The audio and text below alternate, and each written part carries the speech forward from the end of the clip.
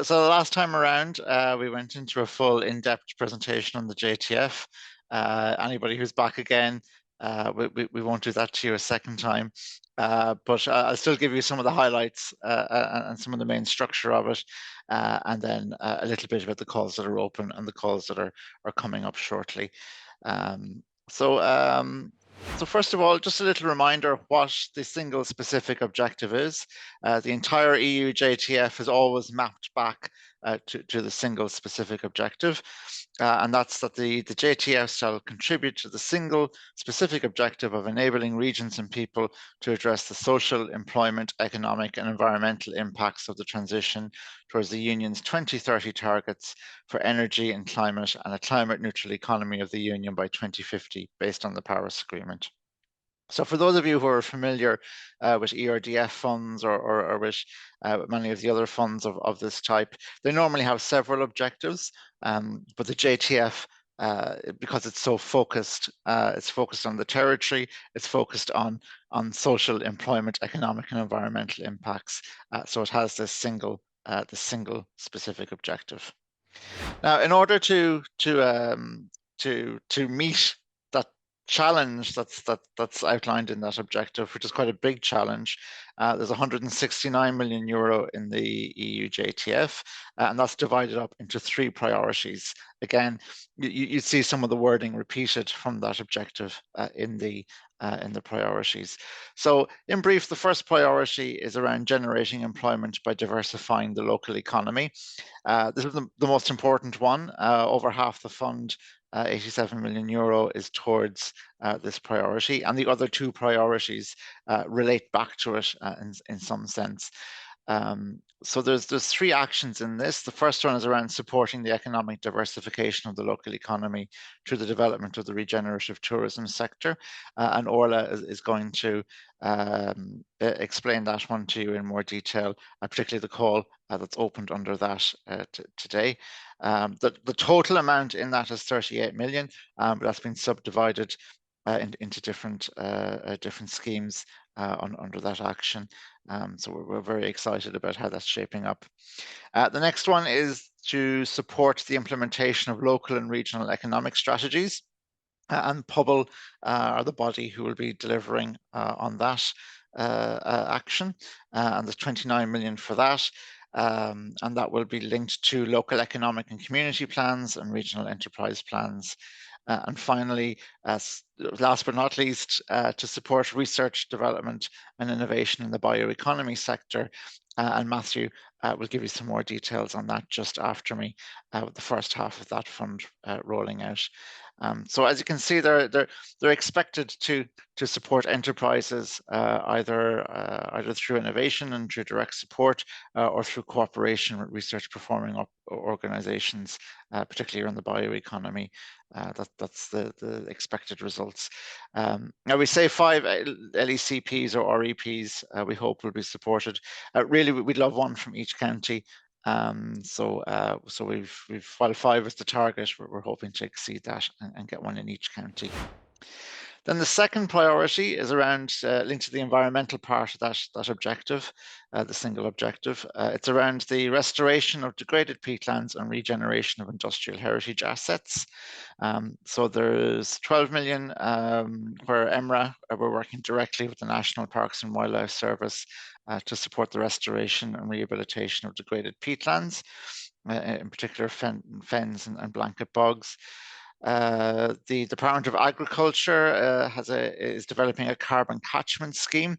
So that's about the research, knowledge transfer, and monitoring activities for farmed peat soils. So obviously, the type of soil that's around the Midlands and around boglands in particular, it's of a very specific type. So there's research to happen there on alternatives. And finally, Fáilte Ireland are looking after the regeneration and repurposing of industrial heritage assets. So that 30 million, it's part of their overall 68 million, which they've planned out. And that would be mainly around developing a network of trails. So there's 12,530 hectares is the goal between all 3 of those to regenerate and to develop. Then finally, priority 3 is around smart and sustainable mobility options, and the ZEVI scheme, which I'll go into in more detail, which is currently open, is under this. And that's about the installation of publicly available charge points at community centres. The NTA then is 2 linked actions around the decarbonisation of public local bus routes, and also engaging with stakeholders across the Midlands to find out the best ways of decarbonising existing bus routes. So there's 18 million in total in that priority. Very quickly, the calls that are open. The last info session, you were given a presentation on the community facilities EV chargers, the first one out of the block. It's important that you note the closing date. It's the 28th of September, so there's a little under a month for community centres, libraries, and local hubs to get their applications in. So we're very much pushing the message to get your application in there. It's not an onerous application process initially, and it won't be too much later. There will be technical checks later on to make sure the site is suitable, but this initial application is not too onerous. So we hope that lots of community centres across the Midlands will apply. The Bioeconomy Demonstration Initiative, I won't go into too much detail here. The closing date for that is the 13th of October, but Matthew will give you a bit more detail in a moment. On the EV chargers, so a little more detail here. And what we'd like, so we're able to easily enough contact public libraries and public healthcare centres and enterprise hubs. They tend to be clustered together in groups, for example, through local authorities, so it's easy to reach out to them. But we reiterate at all of these meetings, get in touch with your own local community centre. There isn't a network of community centres across Ireland, so please, we ask every participant, whatever town or village you're in, make sure your local community centre knows about this scheme and to get their application in by the 28th of September. Now, calls opening soon. This first one I should have in the calls open because it's open today. Orla will go into much more detail on this shortly. And then 1.2, that REP, the LECP REP scheme, the one about the implementation of local and regional economic strategies, that's at an advanced stage of development. So that will be opening up in September, probably the second half to end of September.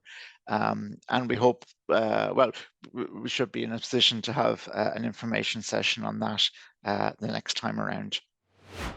And finally, if you're, or penultimately, if you're thinking big, the Just Transition Fund is one of 3 pillars of the Just Transition mechanism.